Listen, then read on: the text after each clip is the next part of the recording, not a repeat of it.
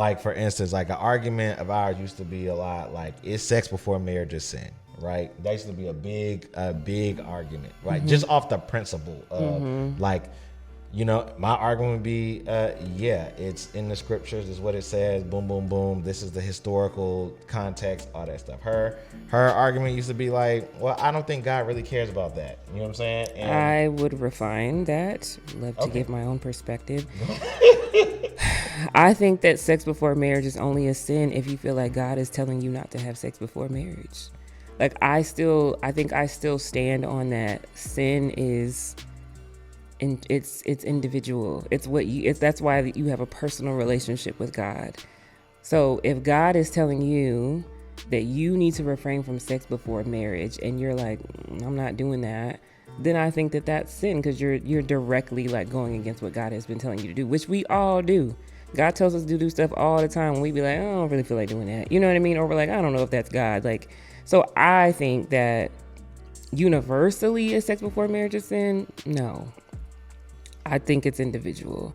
And I think that about a lot of things. Because I think there's a lot of things that God will tell us to do that may not be a sin to somebody else, right? Like, but it would be a sin for us because we know that it goes against what God is telling us for our lives.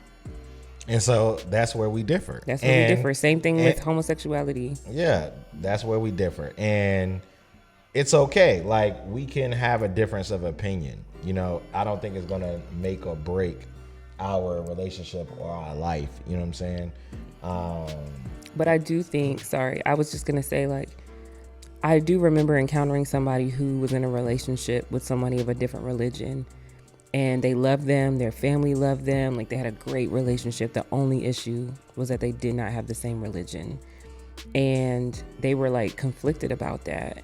And my thoughts at the time were like, well, why can't you just be in a relationship that's interfaith?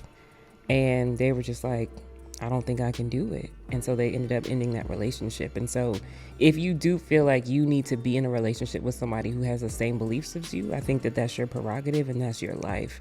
But it's just always an interesting fine line there. Yeah, definitely. So it's okay to disagree with your spouse or your significant other.